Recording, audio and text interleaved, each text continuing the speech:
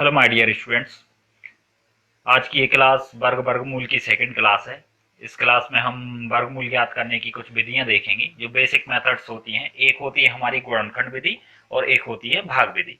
ठीक है, ये दोनों बेसिक मेथड्स हैं। सबसे पहले हम इनसे किस तरीके से वर्गमूल ज्ञात किया जाता है ये देखेंगे। फिर इसके बाद में जो कुछ हमारी शॉर्टकट मेथड्स हैं उनकी हेल्प भी लेंगे। तो सबसे पहले देखते हैं वर्गमूल ज्ञात करने की विधियां।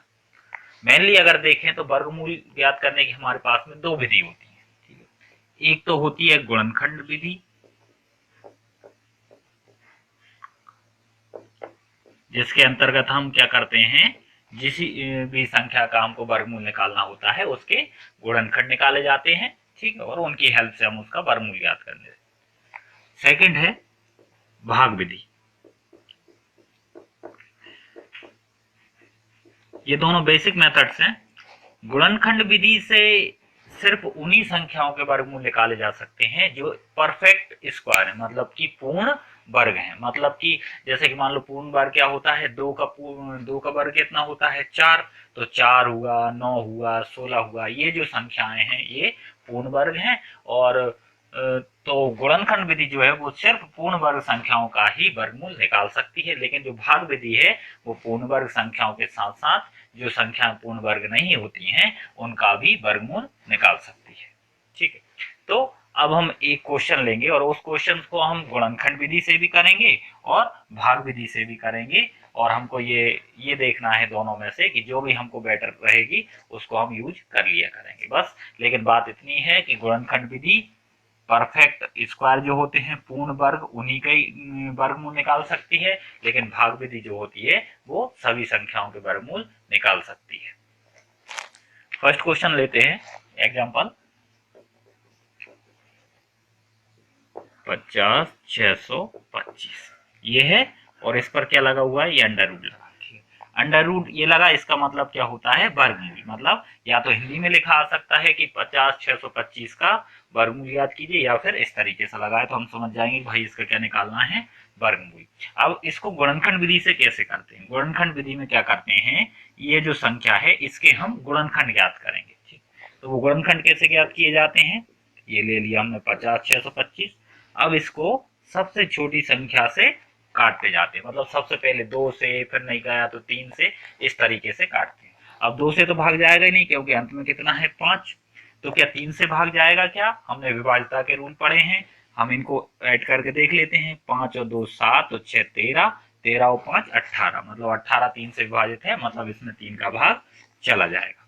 3 से भाग देंगे तो 3 एकम 3, फिर बचेगा हमारा 2, हो जाएगा 20, 3 18, फिर 2 बचेगा 26 हो जाएगा, 3 8 24, फिर 2 बचेगा 22 हो जाएगा, 3 7 21, और फिर 1 बचेगा तो 15, और 3 5 15।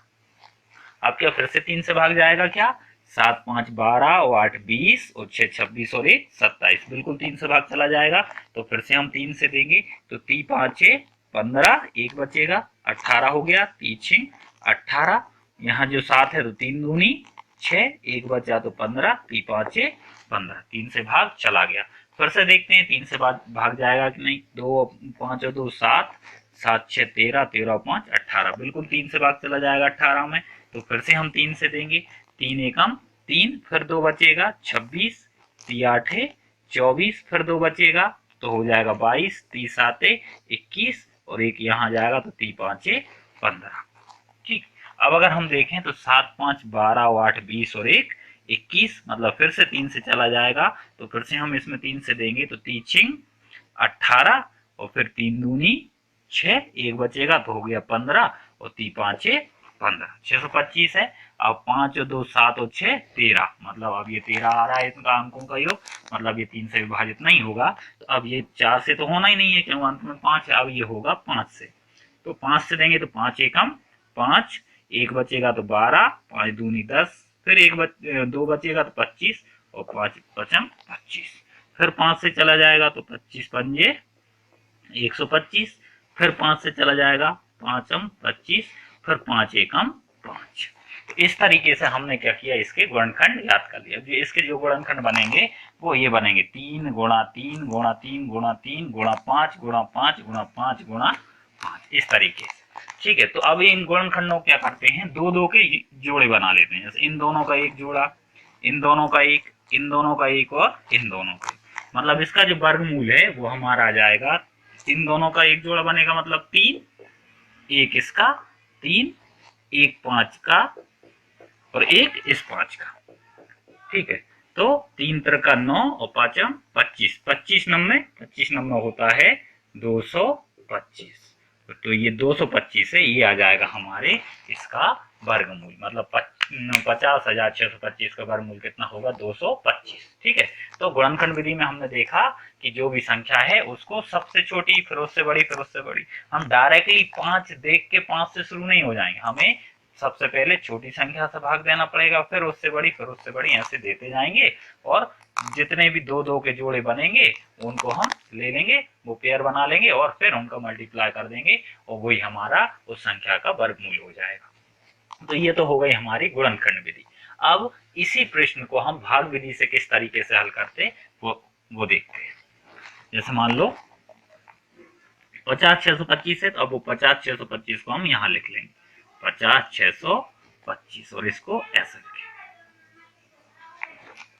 अब क्या करते हैं, भाग विधि क्या बोलती है, भाग विधि में ना दो दो के जोड़े बना लिए जाते हैं पहले, और ये जो जोड़े हैं ना, ये अगर हमारी साधारण संख्या है, मतलब दशमलव नहीं है जिसमें, तो यहाँ पीछे से बनाते आते हैं, ये दो, ये दो। अब ये 5 अकेला है, 2 अंक नहीं हो रहे हैं, तो इसके आगे क्या किया, एक 0 बढ़ा देंगे, तो ये 2 का भी एक पेयर बन जाएगा। तो सबसे फर्स्ट स्टेप तो ये हुई कि भाग विधि में हमें क्या करना पड़ता है, दो दो के पेयर बनाते हैं। ठीक है, अब यहाँ पर वो संख्या लेंगे, यहाँ पर वो संख्या या वो अंक लेते हैं जिसका गुणा उसी में करें और वो इधर वाली संख्या से ज्यादा ना जाए, मतलब कि उसका गुणा उसी में करें, तो अपन लोग ना उसको दूसरी भाषा में क्या बोल सकते हैं कि भाई उसका वर्ग इससे ज्यादा ना जाए। तो जैसे मान लो 5 है, तो यहाँ अगर हम 2 ले लेते हैं तो 2 का वर्ग कितना होगा, 4, और वो 5 से ज्यादा नहीं जाएगा। लेकिन अगर 3 लिया होता तो 3 का वर्ग होता 9 और वो 5 से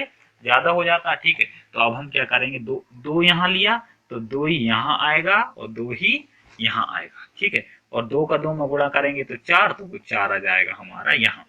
अब यहाँ तो प्लस करते हैं, तो 2 और 2 जुड़ के कितना हो गया, 4। ठीक है, और यहाँ पे क्या किया जाता है, माइनस, 5 में से 4 जाएगा तो कितना बचेगा, 1। ठीक, अब क्या करेंगे, अब नेक्स्ट वाले पेयर को ले लेंगे, ये कितना 0,6 है, तो वो आ गया हमारा 0,6। ठीक, तो ये हो गई हमारी फर्स्ट स्टेप। सेकंड पे अब हम क्या करेंगे, अब इस 4 के आगे ऐसा अंक लेंगे जिसका गुणा इसी में करें और वो 106 से ज्यादा ना जाए। ठीक है, अब इस तरीके के उसमें हमको कैसे पता चले कि हम उसमें क्या अंक लें। ठीक है, तो उसके लिए हम क्या करें, देखो 4 के आगे हम कुछ भी अंक लेंगे, जैसे 1 लें, 2 लें, 3 लें, तो जो है वो उसका बेस, मतलब वो किसके आसपास आएगा, 40 के आसपास बनेगा। 4 के आगे 1 ले लें, 2 ले लें, 3 ले लें, अगर ओवरऑल देखें हम राउंड फिगर में तो 40 के समथिंग बनेगा। अब मान लो अंदाजे के लिए कि हमको 40 से भाग देना है, और किस में देना है हमें, 106 में, मतलब 40 दूनी तो कितना हो जाएगा, 80, और 40 दिया अगर हमने कर दिया तो वो तो 120 हो जाएगा। लेकिन हमें तो 106 ही चाहिए, मतलब हम इसके में 3 नहीं ले सकते, हम क्या ले लेंगे, इसमें 2 लिया तो 2 यहाँ लेंगे, तो 2 ही यहाँ लिखेंगे, 2 ही यहाँ लिखेंगे, और अब 2 का गुणा इसमें करेंगे, 2 का गुणा 2 में करोगे तो 2 दूनी 4, और 2 का गुणा 4 में करेंगे तो 4 दूनी 8। ये प्लस होगा और ये माइनस, 2 और 2 4, और ये 4 पहले से ही है। यहाँ 6 में से 4 जाएगा तो बचेगा 2, और यहाँ 10 में से 8 जाएगा तो कितना बचेगा, 2। अब क्या करेंगे, जो नेक्स्ट पेयर बचा है हमारा लास्ट 25, उसको भी ले लेंगे, ये आ गया। ठीक, अब फिर से हमारी वही कंडीशन है कि भाई हमें यहाँ पर ऐसा अंक लेना है जिसका गुणा इस पूरे में करें और वो 2225 से ज्यादा ना जाए। ठीक है, तो अब इसमें भी हम क्या करेंगे, इसका एक बेस देखेंगे। बेस मतलब कि देखो ये है, इसके आगे हम कोई सा भी अंक ले लें तो ये समथिंग 440 के आसपास आ जाएगा। यहाँ 1 लें, 2 लें, कुछ भी ले लें, तो ये इसका अगर आधार लेंगे तो 440 के समथिंग होगा। ठीक है, और हमारे पास ये क्या है, ये है हमारे 2200 के समथिंग कुछ, 2200 के आसपास है। ठीक है, अगर हम इसको इससे काट के कोशिश करें कि ये 2200 से कितनी 440 से 2200 कितनी बार कट जाएगा, तो अब 0 0 कट गया, और 44 का गुणा अगर 5 में करेंगे तो आ जाएगा हमारा 220। मतलब कि इसके आगे हम क्या ले सकते हैं, 5। तो 5 ले लिया, तो अब 5 ही यहाँ आएगा, 5 ही यहाँ आएगा, और इस 5 का गुणा इसमें करेंगे और उसको यहाँ लिखेंगे। 5 का गुणा 5 में करेंगे तो 25, 25 का 5 हासिल का 2, 5 का गुणा 4 में करेंगे 5 चौके 20 और 2, 22 का 2 हासिल फिर 2, 5 चौके 20 और 2 22। अब ये काटेंगे तो ये पूरा कट गए। ठीक है, ये पूरा कट गए, तो अब इसको जोड़ने की जरूरत हमको नहीं है, और यही हमारा फाइनल क्या आ जाएगा, आंसर आ जाएगा, मतलब कि 225। ठीक है। हाँ, अगर यहाँ नहीं कटा होता और हमको ऐसा लगता था हमें और आगे भाग देना पड़ेगा, ठीक है, तो हम इसको जोड़ते, मतलब कि अब इसको जोड़ने की जरूरत नहीं है, हमारा आंसर आ चुका है 225। तो ये जो मेथड है ये टाइम जरूर लेती है, ठीक है, लेकिन इसमें जो आंसर आता है वो एक्यूरेट आंसर आता है। ठीक है, और भाग विधि से हम परफेक्ट स्क्वायर के अलावा भी जो अंक होते हैं, जो संख्या होती हैं, उनका भी वर्गमूल निकाल सकते हैं। लेकिन गुणनखंड विधि में हम सिर्फ जो परफेक्ट स्क्वायर होते हैं पूर्ण वर्ग, उन्हीं का ही निकाल पाते हैं। क्यों? क्योंकि जो परफेक्ट स्क्वायर होते हैं उन्हीं के ही पेयर बन पाते हैं, दो दो के, और जिनके पेयर नहीं बनेंगे वो अंदर रह जाते हैं, और जिनके पेयर बनते हैं वो बाहर आ जाते हैं। और जिनके पेयर, अब इसमें इन सब के पेयर बने थे, इन सब के जोड़े बने थे, मतलब ये सब क्या आ गए थे, बाहर, मतलब 225 हमारा आंसर आ गया था। ठीक है, तो ये देख लिया हमने जो वर्गमूल ज्ञात करने की जो बेसिक मेथड्स हैं हमारी, वो एक गुणनखंड विधि है और दूसरी क्या हमारी भाग विधि है। अब कुछ और क्वेश्चन देखते हैं। ऐसा अंक लेते हैं जो परफेक्ट स्क्वायर ना हो, मतलब कि जो पूर्ण वर्ग ना हो, ऐसा अंक लेंगे जो पूर्ण वर्ग ना हो। तो जैसे मान लो हमको क्या निकालना है, 5 का वर्गमूल निकालना है। अब 5 का वर्गमूल निकालने के लिए अब हमारी गुणनखंड विधि से तो हम इसको नहीं निकाल पाएंगे। क्यों? क्योंकि गुणनखंड विधि में क्या होता है कि पेयर बनने चाहिए, मतलब जोड़े बनने चाहिए, और जोड़े तो हमारे इसके नहीं बन पाएंगे, इस वजह से हम इसको गुणनखंड विधि से नहीं कर पाएंगे। तो अब इसको किससे किया जाएगा, भाग विधि से। ठीक है, ये सब पढ़ने के बाद में हम कुछ शॉर्ट ट्रिक्स भी देखेंगे जिसमें कि हमको भाग विधि भी नहीं लगाना पड़ा करेगी, और हम इसका जो वर्गमूल है वो बिल्कुल इजीली देखते ही आंसर बता देंगे और बिल्कुल निकाल लिया करेंगे। ठीक है, तो वो ट्रिक्स देखेंगे लेकिन कुछ समय बाद। सबसे पहले हम इनको बेसिकली उससे करने की कोशिश करते हैं, क्योंकि हमको बेसिक के साथ साथ शॉर्ट ट्रिक्स भी जानना है। लेकिन बेसिक जो होता है, बेसिक हमें कहीं भी गिरने नहीं देता। मतलब हम अगर कहीं पे शॉर्ट ट्रिक्स अगर भूल गए हैं तो बेसिक हमें याद रहता है, और रहता भी यही है, जिसको बेसिक आता है ना तो वो शॉर्ट ट्रिक्स अपने आप बन जाती हैं उसके पास। ठीक है, तो बेसिक पर ही हमें कॉन्सेंट्रेट करके चलना है। ठीक है, और साथ साथ हम शॉर्ट ट्रिक्स भी देखते चलेंगे। तो √5 है ये, मतलब 5 का वर्गमूल हमें निकालना है। तो भाग विधि से जब हम इसको निकालेंगे तो हमने क्या ले लिया, 5 और ये और ये। अब वही सबसे पहले इसके क्या बनाने, जोड़े नहीं बन रहे तो एक जीरो बढ़ा लेंगे, तो आगे हमने एक जीरो बढ़ा दी। ठीक है, अब इधर वो अंक लेंगे जिसका वर्ग 5 से ज्यादा ना हो। तो क्या ले लेंगे हम, 2 का वर्ग होता है 4, 3 लेंगे तो 3 का हो जाएगा 9, ज्यादा हो जाएगा, तो 2 यहाँ लेंगे, 2 ही यहाँ आएगा और 2 ही यहाँ पे। ठीक है, और इसका इसमें गुणा करेंगे तो 2 का 2 में गुणा करेंगे तो 4, वो 4 हमारा यहाँ आ गया, ये हो जाता है हमारा प्लस और ये होता है माइनस। 2 और 2 ये रहा हमारा 4, और 5 में से जब 4 माइनस करेंगे तो कितना बचेगा, 1। अब एक में तो अपने पास इधर पेयर बचा नहीं है और अभी पूरा वर्गमूल आया नहीं है। यहाँ पे शेषफल जब तक 0 नहीं बचेगा तब तक हम ये नहीं बोल सकते कि भाई वर्गमूल निकल गया है। तो फिर हम अब क्या करेंगे, अब लगाएंगे हम दशमलव। तो यहाँ 2 के बाद में क्या लग जाएगी हमारी, दशमलव। अब दशमलव लगाएंगे तो यहाँ पे क्या बढ़ेगी, 0। जैसे नॉर्मल हम भाग देते थे तो दशमलव लगाते थे तो हमारी कितनी 0 बढ़ती थी, 1। लेकिन यहाँ पे इस भाग विधि में हर चीज का सिस्टम 2 का चलता है। यहाँ भी हम 2 2 के पेयर बनाते थे, जो पेयर नीचे उतारते थे वो भी 2 का ही रहता था, 2 का ही जोड़ा रहता था। तो अब यहाँ पे जो 0 बढ़ते हैं वो 0 भी कितने बढ़ते हैं, 2। कितने 0 बढ़ जाएंगे, 2। मतलब अब हमारा जो है वो कितना हो गया है, 100। और हमें अब ये 4 के आगे ऐसा अंक लेना है जिसका गुणा उसी में करें और वो 100 से ज्यादा ना जाए। मतलब 4, अब कोई सा भी अंक ले लेंगे तो ये कितना हो जाएगा, 40। 40 के आसपास हो जाएगा। एक लें या 2 लें, मतलब उसके 40 के आसपास रहेगा। और हम इससे अंदाजा लगा सकते हैं कि 40 से 100 लगभग कितनी बार कटेगा, 2 बार। 3 बार में तो ज्यादा हो जाएगा। तो मतलब हम क्या लेंगे इधर, 2। 2 ये ले लिया, 2 यहाँ ले लिया, 2 ही यहाँ पे आ जाएगा हमारा, ठीक है। और इस 2 का गुणा करेंगे तो 2 दूनी 4, और 2 का गुणा 4 में करेंगे तो 4 दूनी 8। ये प्लस होंगे तो 2 और 2 हो गया 4, और ये 4 ऑलरेडी है, ठीक है। और ये हो जाएंगे माइनस, ठीक है। तो 100 में से जब 84 माइनस करेंगे तो कितना आ जाएगा हमारा, 16, ठीक है। अब फिर से वही कंडीशन है, 16।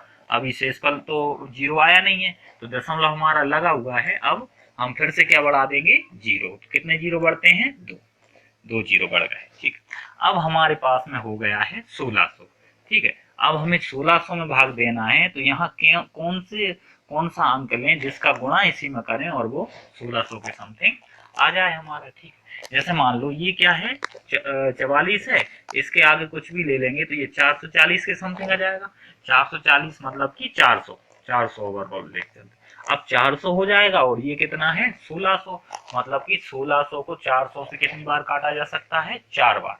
अगर हम 5 बार ले लिया, 4 बार ले सकते हैं, ठीक है। लेकिन 4 बार में भी हमारे ये कितना हो जाएगा, 444। और लेकिन 444 तो वो 1600 से भी ज्यादा चला जाएगा, इसलिए हमको क्या लेना पड़ेगा इसमें, 3। आप गुणा भी करके देख सकते हो, एक बार 4 ले सकते हैं अगर ठीक से जल्दी से समझ में नहीं आया हमको तो। लेकिन अगर हमने जल्दी पकड़ लिया उसको, हम 4 क्यों नहीं ले रहे हैं, 4 हम तब ले लेते जब हमारा ये 1600 से थोड़ा एक्स्ट्रा होता। क्योंकि अगर हम 4 लेंगे तो उसमें जब 4 का गुणा, यदि हमने यहाँ 4 लिया और इसमें अब हम 4 का गुणा करेंगे तो ये 1600 से भी ज्यादा होगा, ठीक है। इस वजह से हम 4 की बजाय कितना ले रहे हैं, 3।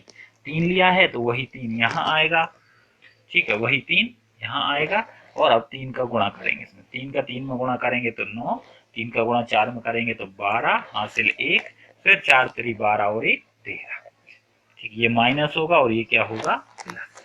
तो 3 और 3 हो जाएगा 6, और ये 4 ऐसे ही, और ये 4 भी ऐसे ही। और इसको माइनस करेंगे, 10 में से 9 जाएगा तो 1, यहाँ 9 बचेगा, 9 में से 2 जाएगा तो बचेगा 7, यहाँ बचेगा 5 में से 3 जाएगा तो बचेगा 2, ठीक है। अब दशमलव के 2 स्थानों तक आ गया है, हम एक स्थान तक और निकाल ले रहे हैं, ठीक है। लेकिन मेनली जो आंसर है ना, वो डिपेंड करेगा हमारे ऑप्शन पर। हो सकता है कि हम यहीं देख के ही आंसर बता दें, ठीक, और वो भी बताया जा सकता है, वो भी हम अभी सीखेंगे कि कैसे एक्चुअल में हम बिल्कुल देख के ही आंसर बता दिया करेंगे, ठीक है। लेकिन एक्यूरेट आंसर कैसे निकाला जाए उसके लिए ये मेथड है, ठीक है। तो एक अंक तक और निकाल ले रहे हैं हम, और नहीं तो हमारा मेनली जो सॉल्यूशन है वो डिपेंड करेगा ऑप्शन पर। अगर मान लो 2 अंक भी समान मिल गए तो हमें फिर तीसरा अंक भी निकालना पड़ेगा। लेकिन ऐसी कंडीशन बहुत ज्यादा रेयर केस में आती है, ठीक है। तो एक बार और निकाल लेते हैं, दशमलव के 3 स्थानों तक मेनली हमें निकालना आना चाहिए, ठीक है। तो 271 है, 446 है, फिर से हम वो नहीं कर पा रहे हैं, इसमें डिवाइड नहीं दे पा रहे हैं, दशमलव लगा है, इसमें कितनी जीरो बढ़ जाएंगे हमारी, 2 जीरो बढ़ जाएंगे, ठीक है। तो ये हो जाएगा 27,100। अब इसके आगे के कौन सा अंक लिया जाए ताकि उसका गुणा उसी में करें और वो 27,000 से ज्यादा ना जाए, ठीक है। अब जैसे मान लो इसके आगे कुछ भी ले लिया, इसके आगे हमने कुछ भी ले लिया, जैसे मान लो 446, और इसके आगे कुछ भी ले लेंगे तो ये 0, मतलब समथिंग ये कितने कितने हजार के आसपास है, ये हमारा 4,000 के आसपास। ऑल राउंड ये हमारे किसके आसपास बनेगा, 4,000 के। और ये कितना हजार है, ये है 27,100, मतलब 27,000 के पास में है, ठीक है। तो जो 4 है, 4,000 से अगर हम 27,000 में भाग देंगे तो समथिंग 6 बार जाएगा, क्योंकि 7 बार में तो 4 सत्ते 28,000 आ जाएगा। मतलब कितनी बार जाएगा, 6 बार, 4 छिंग 24, 24,000 के आसपास कुछ आ जाएगा। लेकिन अगर 7 बार ले लिया तो 4 सत्ते 28,000, वो तो ज्यादा हो जाएगा। मतलब कि क्या लेना सही रहेगा, 6। और हमें जब यहाँ से पता चल गया कि भाई ये कितनी बार जाएगा, 6 बार, तो अब हमें यहाँ की संख्या लिखने की जरूरत भी नहीं है, तो यहाँ भी लिखने की जरूरत नहीं है, गुणा करके माइनस प्लस कुछ भी करने की जरूरत नहीं है। बस हमें तो ये तीसरा अंक पता करना था कि क्या आएगा, वो हमें पता चल गया। हाँ, इससे आगे अगर हमें निकालना है, ठीक है, तो हमें फिर से उसी को और कैलकुलेट करना पड़ेगा और सोल्व करना पड़ेगा। ठीक है, तो फिलहाल तो √5 की जो वैल्यू है वो हमारी आ गई है 2.236। अब पॉइंट में क्यों आया भाई? क्योंकि जो 5 है वो पूर्ण वर्ग संख्या नहीं है, इस वजह से इसका जो आंसर है वो किसमें आया है? दशमलव में। इसका वर्गमूल निकालने के लिए अब क्या करें? या तो हमारी भाग विधि है या फिर हमारी गुणनखंड विधि, दोनों ही लगा सकते हैं, कोई सी भी, है ना। तो अब डायरेक्टली हम क्या करते हैं? भाग विधि लगाते हैं। भाग विधि लगाएंगे तो देखो कैसे बनेगा, 65.69 भाग विधि से निकालते हैं। तो भाग विधि से अब करने के लिए हम क्या करेंगे? सबसे पहले पेयर बनाते हैं। तो दशमलव के इस तरफ तो जो हमारी मेन संख्या है वो है, और इस तरफ है दशमलव के बाद वाली संख्या। तो दशमलव के जो इस तरफ वाले अंक होते हैं उनमें जो पेयर बनाया जाता है वो इधर से स्टार्ट करते हैं। जैसे मान लो ये 6 अकेला होता, ठीक है, तो अब हमारा जो पेयर बनाना है, तो पेयर हम 6 से 5 को नहीं मिलाते, हम इस दशमलव के इस तरफ जाएंगे और इसके इस तरफ आते हैं।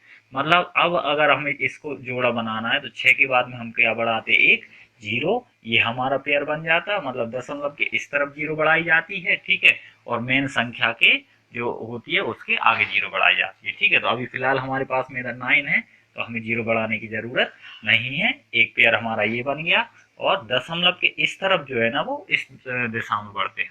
ठीक है, तो एक पेयर हमारा ये बन गया। अब बच रहा है 2 अकेला, ठीक है, तो आगे क्या बढ़ा देंगे? 0, तो एक पेयर हमारा ये बन जाएगा। ठीक है, तो ये तो पेयर बनाने की बात हो गई, जोड़े की किस तरफ बनाए जाते हैं। ठीक है, अब बिल्कुल वैसे ही करना है। हमें यहाँ ऐसी संख्या लेनी है जिसका वर्ग 2 से ज्यादा ना हो। तो क्या ले लेंगे? 1, क्योंकि 1 का वर्ग क्या होगा? हमारा 1। तो यहाँ भी 1 लेंगे, यहाँ भी 1 लेंगे। अगर हम 2 ले लेते तो 2 का वर्ग होता 4, और वो इससे ज्यादा हो जाता। अब 1 का गुणा 1 में करोगे तो आएगा 1, ये प्लस करेंगे तो 1 और 1 कितना हो गया? 2, और ये करेंगे माइनस, तो 2 में से 1 जाएगा तो बचेगा 1। अब जो हमारा नेक्स्ट पेयर है वो आ जाएगा 65। अब यहाँ पर क्या करेंगे? अब ऐसा अंक लेंगे जिसका गुणा उसी में करें और वो 165 से ज्यादा ना जाए। ठीक है, तो अब इधर कुछ भी अंक लेने, तो वो किसके आसपास आएगा? हमारी 20 के समथिंग आएगा। ठीक है, 20 के आसपास आएगा। ठीक है, और हमें कहाँ चाहिए? 165, मतलब 165 के समथिंग।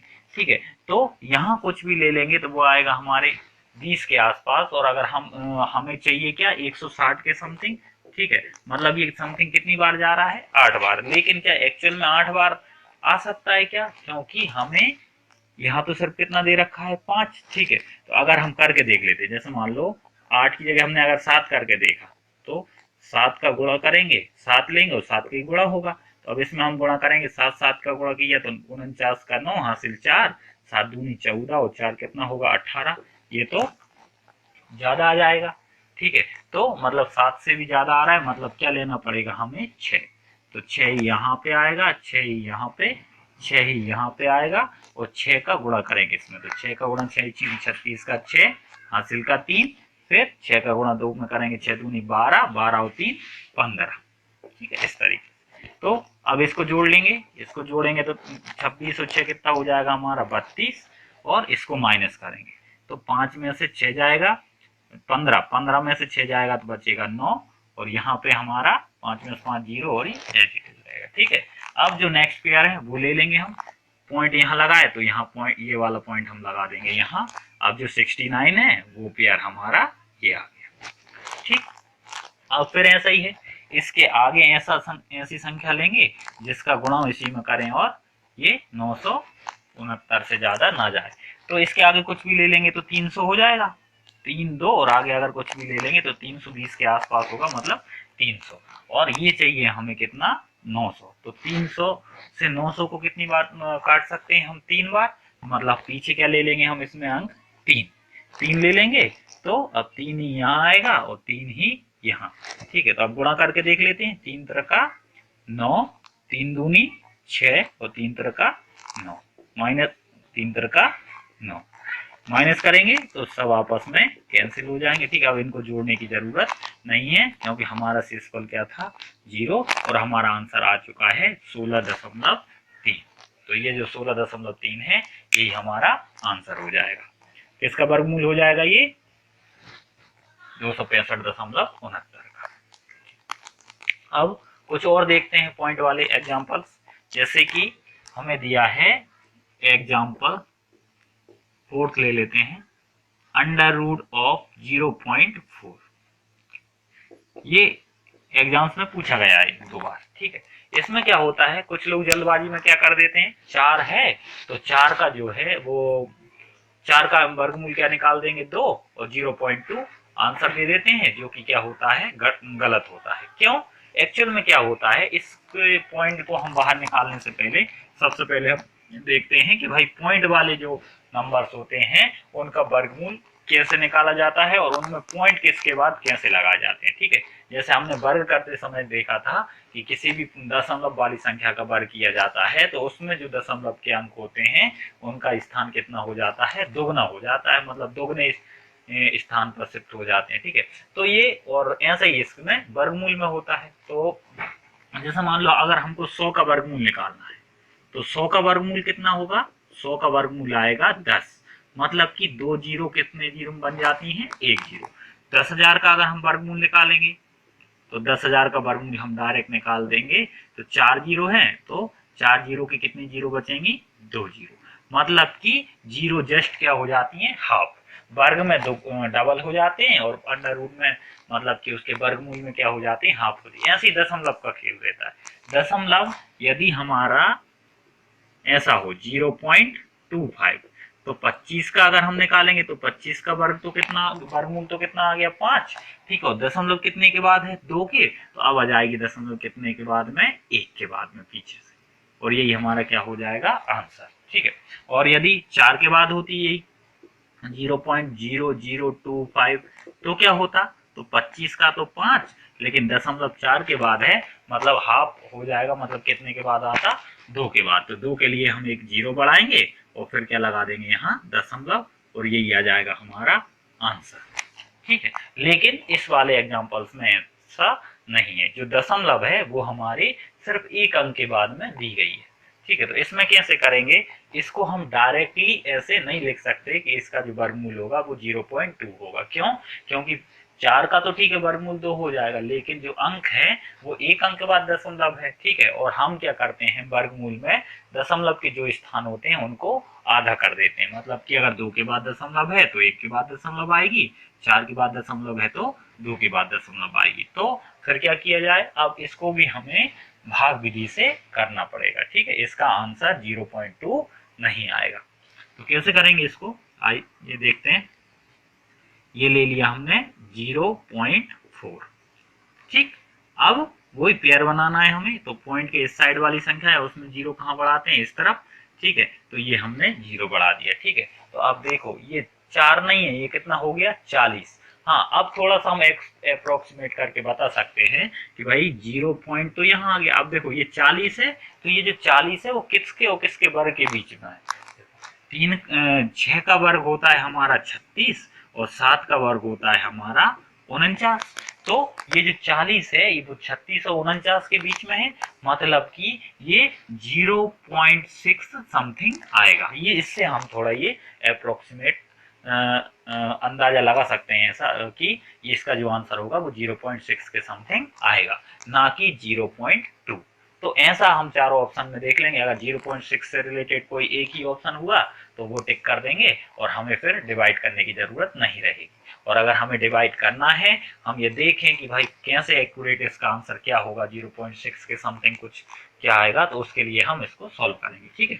तो ये पॉइंट था तो हमने ये पॉइंट लगा दिया, ठीक है। अब हमारा एक पेयर हो गया ये 40, ठीक है। तो हम यहाँ वो संख्या लेते हैं जिसका वर्ग इससे ज्यादा ना हो, ठीक है। तो हम क्या ले लेंगे 6, तो 6 का वर्ग क्या होता है 36, ठीक है। तो 6 यहाँ लेंगे, 6 यहाँ, 6 यहाँ आ जाएगा, ठीक है। और 6 का 6 में गुणा करेंगे तो वो 36 यहाँ आ जाएगा।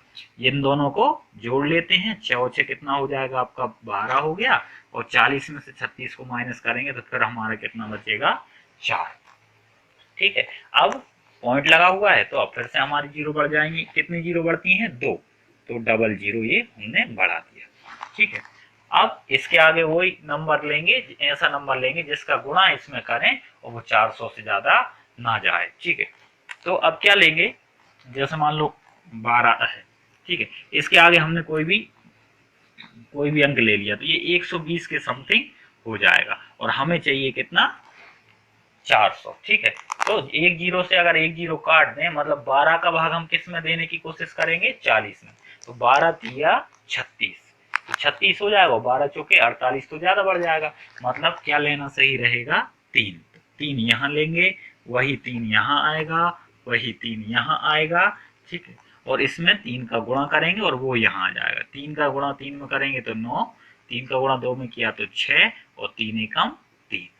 ये माइनस होगा और ये प्लस, इनको जोड़ेंगे तो ये हो जाएगा 126, और इनको माइनस करेंगे तो 10 में से हो जाएगा तो 1, यहाँ 9 में से 6 जाएगा तो कितना बचेगा, 3, और ये कैंसिल हो जाएगा। अब बचा है हमारा 31।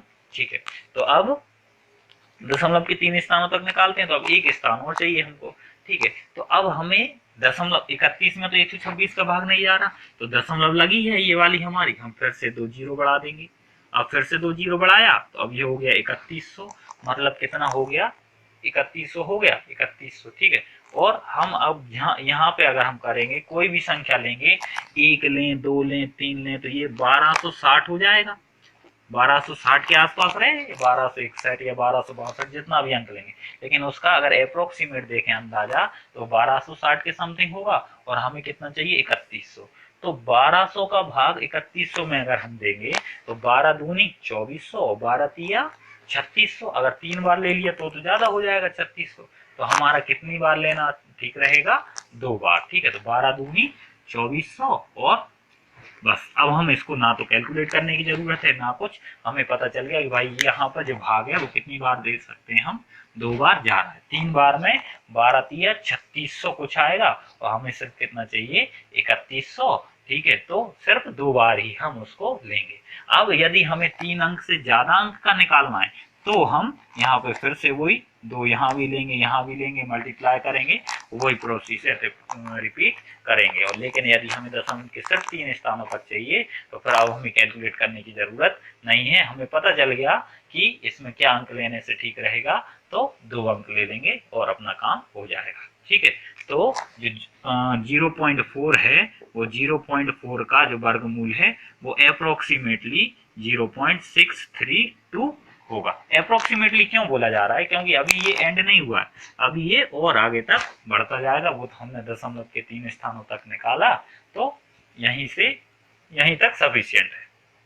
ठीक है, तो हमने इसमें देख लिया है कि कोई भी अगर संख्याएं हो, तो उन संख्या अगर परफेक्ट स्क्वायर भी नहीं है, तो उसका वर्गमूल कैसे निकाला जाता है, और इन सबको हम भाग विधि से बहुत ही अच्छे तरीके से निकाल लेते हैं।